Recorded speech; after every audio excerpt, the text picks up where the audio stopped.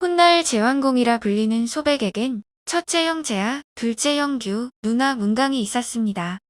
당시 제나라는 첫째 형 제아가 다스리고 있었는데 제아와 문강은 어릴 때부터 서로의 방을 들락거리며 음욕을 느끼던 무도한 자들이었습니다.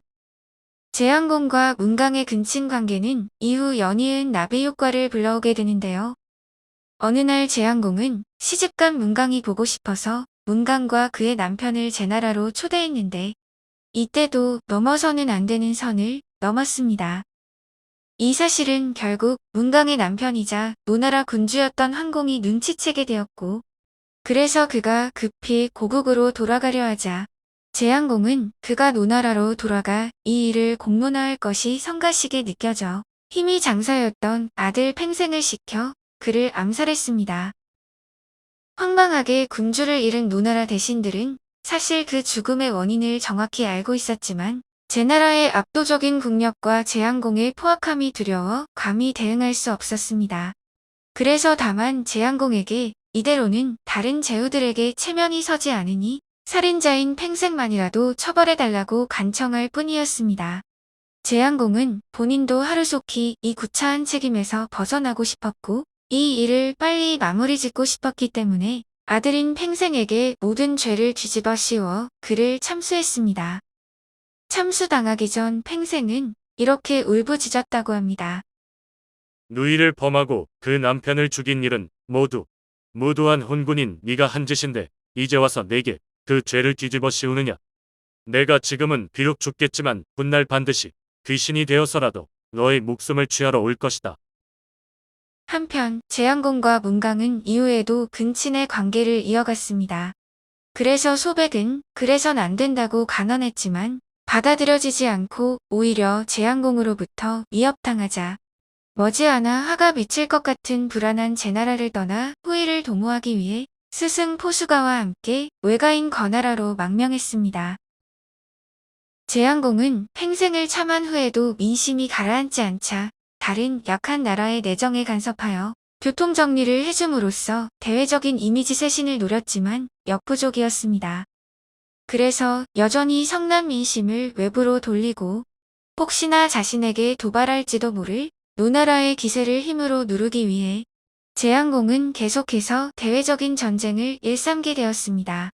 이 과정에서 제왕공은 연친과 관지보라는 두 장수에게 규구 지역을 수비하게 했는데요. 근데 이 지역은 워낙 복무하기 힘든 곳이라서 제왕공은 1년 뒤에 교대시켜 주겠다고 약속하고 보냈었습니다. 하지만 1년이 지나도 그 약속을 지키지 않았습니다. 자신들은 그 열악한 곳에서 하루하루 목숨 걸고 나라를 지키고 있는데 여전히 문강과 문란한 행태를 지속하며 쉽게 신뢰를 저버리는 제왕공의 태도에 그들은 분노하게 됩니다.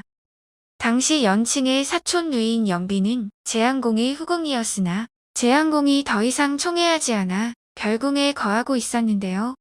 연칭은 제왕공이 연비를 홀대하듯이 자신도 홀대하는 것 같았습니다. 그래서 그는 관지보와 함께 쿠데타를 모의하게 되었고 이 과정에서 제왕공의 사촌이었던 공손무지와도 손을 잡았습니다. 공손무지도 제왕공에게 그동안 누리던 특권을 강등당하여 이를 갈고 있었기 때문입니다.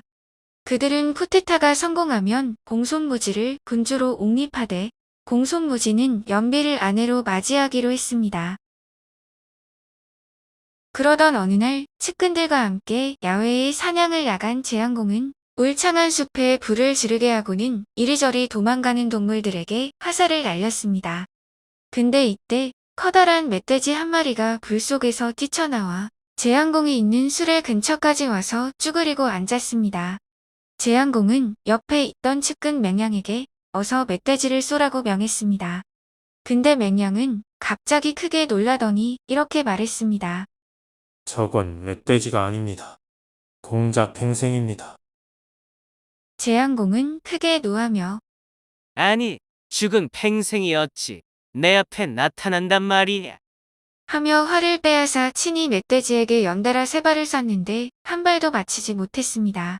그때 멧돼지가 뒷발로 벌떡 일어나 사람처럼 걸으며 소리 높여 울었는데 그 소리가 한이설인 듯 너무도 슬프고 가슴 아팠습니다. 이걸 본 재앙공은 너무 놀라 수레에서 굴러 떨어지며 왼발을 다쳤는데 이때 신발 한 짝이 저만큼 나가 떨어졌습니다. 멧돼지는 그 신발 한 짝을 물고는 어디론가 사라져버렸습니다. 재앙공은 사냥을 중지하고 급히 근처 별궁에 가서 안정을 취했습니다. 하지만 아까 있었던 일이 자꾸 생각나 좀처럼 진정되지 않았고 신발 한 짝을 잃어버린 것이 매우 찜찜했습니다. 그래서 신발을 관리하는 관원을 불러 심하게 매질하며 신발의 행방을 추궁했으나 돌아오는 대답은 멧돼지가 물어간 것 같다는 말뿐이었습니다. 신발 관원은 돌아가는 길에 궁궐에 잠입한 쿠데타 세력과 마주쳤습니다. 그는 임기응변으로 그들을 따돌린 후 재앙공에게 가서 이 사실을 알렸고 재앙공은 황급히 침실의 지게문 뒤에 숨었습니다. 쿠데타 세력은 한동안 아무리 이곳저곳을 뒤져봐도 재앙공을 찾지 못하다가 침실에 딸린 지게문 밑에 비단문에 신발 한 짝이 놓여있는 것을 보고는 지게문을 확 열었습니다. 그러자 그 안에는 재앙공이 오른발에만 비단무늬 신발을 신은 채 아픈 왼발을 주무르며 쭈그러 앉아 있었습니다. 지게문 앞에 놓여있던 신발은 아까 낮에 재앙공이 잃어버린 멧돼지가 물어갔다던 바로 그 신발이었습니다. 근데 그 신발이 지금 여기에 어떻게 놓이게 된 걸까요? 이에 대해 어떤 이들은 죽은 팽생의 원혼이 일부러 신발을 그곳에 떨어뜨려 재앙공의 위치를 알려준 거라고 보기도 합니다. 근데 저는 이런 상상을 해보았습니다. 쿠데타가 성공하려면 반드시 내부에서도 협조하는 누군가가 있어야 할 텐데 재앙공이 워낙 포악한 데다가 정치도 엉망으로 했기 때문에 재앙공을 곁에서 보필하던 사람 중에도 쿠데타 가담자가 있었을지 모릅니다. 그는 재앙공을 곁에서 지켜보며 아무리 무도한 재앙공이라도 자기 손으로 아들 팽생을 죽인 일은 그에게 큰 트라우마로 남아 특히 팽생의 마지막 말은 그에게 악몽처럼 맴돌고 있음을 알게 되었을지 모릅니다. 그리고 그가 만약 이걸 외부 세력에게 알렸다면 외부 세력은 이 정보를 바탕으로 재앙공의 멘탈을 흔들고 그를 별궁으로 유인하기 위해 일부러 멧돼지 탈을 쓰고 팽생처럼 연기했을지 모릅니다. 그리고 이 과정에서 뜻하지 않게 신발 한 짝을 획득하자 그들은 이걸 다시 내부의 협조자에게 전달. 내부의 협조자는 별궁에 가면 이 신발로 재앙공이 숨어있는 위치를 표시하겠노라 사전에 약속했고 그 약속을 착실히 이행했던 건 아니었을까요? 하지만 진실은 미궁 속으로 사라져 아무도 모릅니다. 아무튼 이리하여 재앙공은 결국 시해되었고 소백의 둘째 형 규도 스승인 관중과 함께 타국으로 피신하게 됩니다. 그래서 실마치고 복문에서 재왕공이 나라를 잃었다는 건 이렇듯 본인이 타국의 망명에 있는 상황에서 군주는 시해되고 쿠데타 세력에게 정권을 빼앗긴 상황을 의미합니다. 근데 제 나라를 지키던 대신들은 공손무지 일파에 대해 어떤 태도를 취했을까요? 이들은 쿠데타 정권을 인정하지 않았습니다.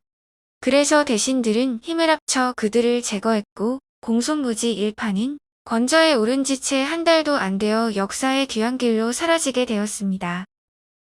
대신들은 이제 타국에 피신해 있던 규와 소백 중에 더 빨리 고국으로 돌아오는 사람을 군주로 삼기로 하는데 소백이 먼저 도착하여 군주가 되었고 이 사람이 바로 재왕공입니다.